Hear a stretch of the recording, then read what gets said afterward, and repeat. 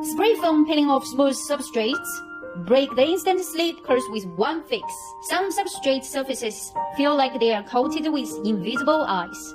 Foam adhesive molecules fail to ankle, slide off instantly and causing complete adhesion failure.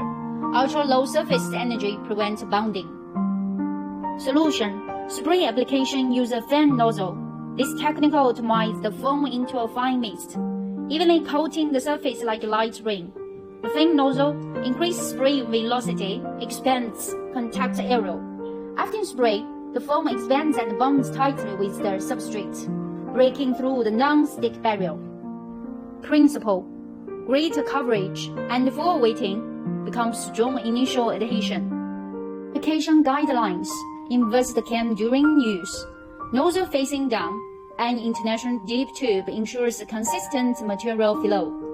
Maintain a spray distance of 20 to 30 cm and an angle of 60. Spray slowly for a uniform coat. For faster spraying, apply a second layer.